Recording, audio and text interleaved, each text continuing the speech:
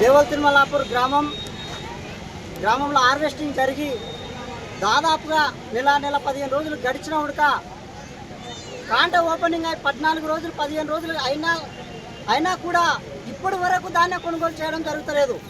ఈ రైతుల అంటేనే చిన్న చూప ఈ ప్రభుత్వానికి పట్టడం లేదు.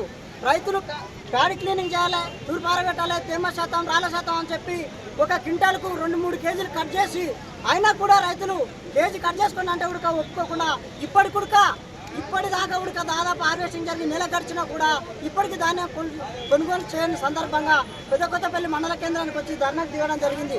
ఈ రైతులను ఇప్పటికైనా ఈ ప్రభుత్వం రైతుల దగ్గరికే పాలన, ప్రజల దగ్గరికే పాలన అన్న ప్రభుత్వం ఇప్పటికీ రైతులను పట్టించుకోవడం లేదు. దయచేసి రైతులకు కొనుగోలు కేంద్రాలు ఏర్పాటు చేసి వెంటనే కొనుగోలు చేయాలని చెప్పి మేము బీజేపీ ఆధ్వర్యంలో డిమాండ్ చేయడం జరుగుతుంది. రోజులైంది సంచులు ఇచ్చిండ్రు, తూకం చేస్తలేరు. ఒక లారీ వస్తలేదు. నెల మక్కలు వచ్చి మక్కలు ఇచ్చి తూకం చేసిన నెల రోజులు అవుతుంది. పోచి నెల రోజులు అవుతుంది. మేము సంచులకి 20 రోజులు అయింది. ఒకరు తూకాలు చేస్తుండ్రు, మాకు తూకాలు చేస్తలేరు సార్. ఎక్కడికి పంపిస్తారు బీఆర్ వాళ్ళు. ఇక్కడ వాళ్ళకి మాకు పనులు వస్తలేవు. వెహికల్ వచ్చా ఒక వెహికల్ వస్తలేదు సార్. మాకు వచ్చి నెల అవుతుంది. అవి వాన పడుతుంది. మాడి వానకి రాని పూజ వచ్చిపోతాయి మక్కలు.